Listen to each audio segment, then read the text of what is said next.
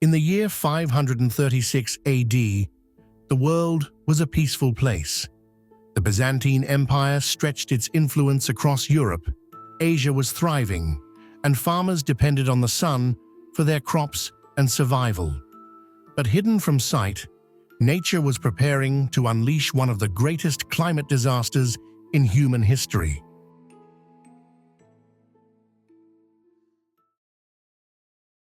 Unknown to the rest of the world, deep within the earth, a colossal force was stirring. In the remote lands of Iceland, a volcanic eruption sent plumes of ash and sulfur into the atmosphere. But the impact would not remain contained to this distant land. The eruption was so vast that the ash would spread across the Northern Hemisphere, blocking sunlight and beginning what would come to be known as the Volcanic Winter of 536 AD. At this time, most of the world was unaware of the volcanic threat brewing in Iceland. The societies of the Mediterranean, Asia and Northern Europe relied on agriculture, so any disruption to the environment could have dire consequences. Centuries later, scientists would uncover the evidence of this catastrophe, buried deep within the Earth. Ice cores from Greenland and Antarctica, along with tree rings from across Europe and North America, tell the story of a world plunged into a sudden and prolonged cooling. The volcanic debris, now locked in the ice, speaks of a time when the planet itself seemed to turn against its people. As the volcanic ash spread across the skies, entire societies were thrown into confusion. Crops that should have flourished began to fail. Even in summer, frost covered the fields, and the warmth of the sun was replaced by an eerie, cold light.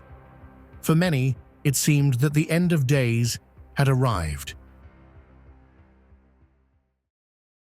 The volcanic winter of 536 did not respect borders or empires. From the Byzantine Empire to China, civilizations faced the same grim reality: a world suddenly colder, darker, and less hospitable. Historical records speak of widespread famine as crops failed and people turned to desperate measures to survive. Accounts from this time describe the sun giving forth its light without brightness, much like the moon. It was a time of fear and uncertainty as the natural order seemed to collapse. Famines soon followed, with deadly consequences. But the true horror of the volcanic winter was only beginning. As the skies remained dark, famine tightened its grip on the world, and societies began to unravel. Desperation hung heavy in the air, and people were forced to take measures that in normal times would have been unimaginable.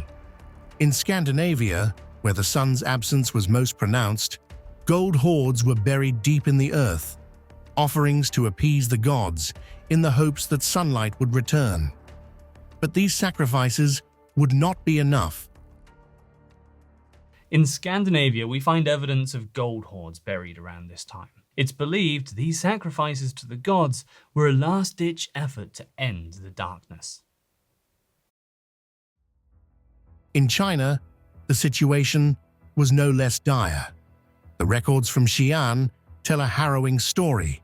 Famine gripped the population, with entire provinces succumbing to starvation. In their desperation, survivors turned to the unthinkable: cannibalism.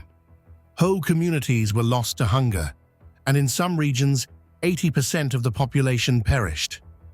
The stark reality of survival had completely transformed the society of the time.